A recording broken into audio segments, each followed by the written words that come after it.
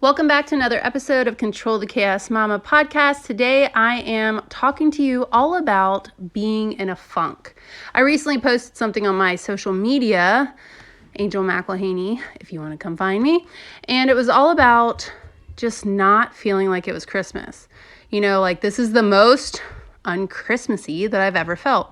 And while that's a lie, I mean, years after I lost my mom, I definitely felt more un-Christmassy, but there is just something about this year that I just found myself feeling not like in a funk. So if that is you, then you definitely want to listen to this episode. I hope that you take some of these tips. And so let's get started. All right. So if you're in a funk, I want you to think of yourself like a plant. I know that sounds ridiculous, but lately I've been finding the sun rays. So when you wake up, and I do believe that if you give yourself some time in the morning before the kids wake up and kind of have to do anything you want. I'm not a morning person, but if you tell me you can wake up, if you wake up early, you can do whatever you want, then I'm more apt to do it. So wake up when you want, try to give yourself some time, even if it's 15 minutes before the kids. If that's not the case, that's totally fine too, but just know that that whole idea of doing whatever I want was definitely motivation whenever I do it. All right, so next is that sun ray. And I've been kind of waking up my house in certain areas where the sun will peek in, closing my eyes, probably pretending I'm in Florida or somewhere not cold like Ohio, but letting myself have that sun. And so that sun ray is kind of a way to like breathe, I feel like, you know, get a little vitamin D as well as a minute to breathe, right? So if you would like to wake up your house, some people do this with going around each room and like opening the windows or the blinds, or possibly putting in some essential oils or something, but like have this routine where you are waking up the house, almost like a good morning ritual type thing. And then back to that plant, we got the sun. Now, what about water? Try to drink some water in the morning, good food. I have a whole episode on microtasks. I use the Fabulous app whenever I do well at this, but putting all those little micro habits together so that you can get a good start. And I mean, it doesn't have to be super complicated. I say make my bed, but it's not like it's beautiful. I just like straighten out the top sheet or comforter thing, sit on the edge of my bed, I take my medicine, I drink water, like different things like that to where you're just like keeping the basics. What this does is it's giving yourself little tiny wins or little proof that you can handle. So if you can handle the little things, then you can handle the bigger things, right? And then I want you to do something in terms of gratitude. And so especially after I lost my mom, but a lot of people, especially with COVID or just the circumstances along with the pandemic and all the things, your holidays might be a little different. And so I want you to know that you can decide if you want to be grateful or wallow, but you can't really do both at the same time. So, and neither one are bad in the way of like, there is space for all emotions, but if you have some sort of gratitude practice, lately I've been putting an alarm in my phone. And instead of having it just the time go off, it's got some affirmations that I'm trying to work on. And so it's kind of like I am being awoken with this positive affirmation. And it's kind of a reminder, right? It could also be things that you're thankful for. I also did this. So we lost busing for like a couple days randomly. I know, first world problems. But instead, the time I had to leave to take Liam to school, instead of being like, take Liam to school, I put in there, I'm grateful that I have a van to take Liam to school. You know what I mean? So it's like just trying to focus on what you can control and trying to swap your perspective when you can. And next is kind of feel through the emotions, which I kind of already talked about. But if you're in a funk, like what is causing it? And so I think that slowing down and kind of writing down or brain dumping all of the things that you're feeling is a really great way to not suppress them so that you can feel through them. And that could be also through talking. I tend to like to talk more than I like to write. And so, probably because I talk really fast versus the writing part. But so whether that's talking to a friend or Voxering or using that Cocoon Weaver app to yourself, which is totally fine, but just getting all of the things that you're feeling right now out. And so maybe you can figure out and gain some self-awareness around why you're feeling this way, right? And then next is to kind of reorganize. So what can you control? Like a lot of the stuff we can't control, or we think that we can't control it, but what do you have that is on your plate or that is happening right now that you can control?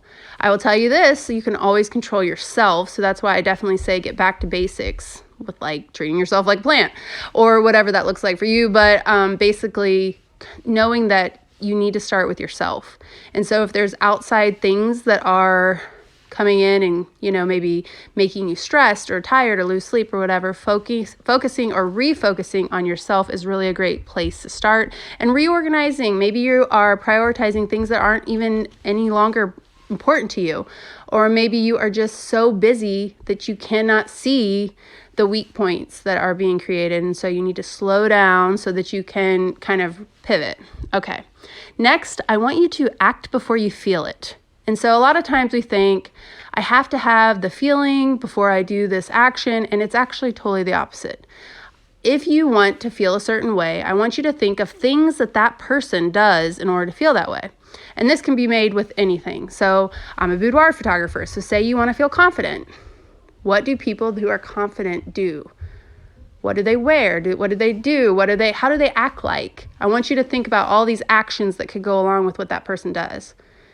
And so then I want you to start doing them. It's going to feel awkward. It's going to feel unnatural. It's going to feel like you are faking it till you make it. But what I want you to do is just start doing them. And what happens is you get little proof to yourself that you actually are becoming that person. And this can also be in terms of like Christmas spirit and stuff. Okay, so what do the people who have like Christmas spirit do? Maybe they are writing Christmas cards. Maybe they're listening to Christmas music. Maybe they are saying Merry Christmas to a stranger. Maybe they're giving a stranger a compliment. I want you to think about all of these things that they're doing. They might be dancing. I don't know. Whatever it looks like, I want you to just start putting yourself in the places and the energy around the things and people that are doing those things that have what you want. And then next is something that's so hard for me, but meditate. And I like to think of this as really a meditative state kind of happens for me whenever I do art. And so if that's you, that still counts. If you go on a walk, that still counts. But if you are able to quiet your mind, also with the Fabulous app, I have noticed that whenever you don't go to the next habit, it will kind of keep this like binaural beat sound that goes through it that is super soothing for me. Not only that, but it makes me not touch my phone because my phone is in use. So what if that helps you? Awesome. But meditate, focusing on your breath. There is the Calm app. Some people do hypnosis and things like that. But find the thing that works for you to kind of slow down your mind. And that's all in hand with kind of reconnecting with yourself and scanning your body, figuring out what is going on here. All right, next is tune out social. This has been something so big for me because I am ADHD, and it is a little box of dopamine, not to mention connection. So what happens is we are wired for connection. So if you are lacking it in some area, you're going to want to fill in the gaps. And so a lot of times that could be making it to where you don't see gaps in your actual home life, whether that's your kids, your friends, your husband, whatever the things may be, because you are connecting and filling the gaps with people from social. And it's kind of this mirage, so to speak. And so just kind of tuning into that, I suggest you make a little box in your planner, or maybe even you could put it in your notes app to try to track so that you can gain self-awareness on how long you are on social, and just decide like, how do you like that number? How does that make you feel? Do you want it to be less? Do you want it to be more? Do you want to maybe have some office hours? So I get the whole, I need to be on social media for my business. I've said those exact words, but you could set the standard to where you don't get on there before a certain time, or you cut it off by a certain time, or maybe even let your phone have a home that's not by your bed, so it's not the first thing that you look at in the morning. These are just a lot of things so that you can decide or have some discernment over what it is that you want and how you're serving your time. All right, next we got something that I actually heard on a podcast recently. I can't remember which one. If I do, I will put it in the show notes, but it was called 444. And it's basically giving you something to look forward to in your week. And so that is where you have 4 hours to yourself to do whatever you want. Doesn't that sound amazing? Yes, that could be time that you take to pour into something that is a passion project or something like that, or that you could maybe hang out with a friend or go on a walk or work out or whatever it is for you. And then the other 4 is 4 hours with your partner, your husband. And then the other 4 is like every quarter that you spend 4 hours, or not 4 hours, but every quarter you spend 24 hours away. And so I thought that was a really good idea to kind of have a more centered look about serving, all the different buckets that we are kind of all trying to keep I hate the word balance, but still. All right. And then lastly, I have create, and I kind of touched on this a little bit, but I do feel like there's something amazing about creating. And I felt this really big whenever I lost my mom, because I would get lost in projects. There was something that was very therapeutic about doing a project. And so maybe around this time, it could be doing a project for someone that has lost someone. Maybe it is just to do something anonymous and leave something on someone's doorstep. I know in years past we did where we could sock people, which is like a stocking full of goodies, and you put it on the doorstep and you leave. Maybe it could be getting some perspective and just carving out time so that you can have some time to just create without an end goal in mind, which is pretty awesome too. All right, so if you are in a funk, I hope that this episode can help you to kind of reset, realign, refuel, so that you can get back to the real meaning of Christmas and so that you can have a great holiday. Wishing you joy and abundance, Angel.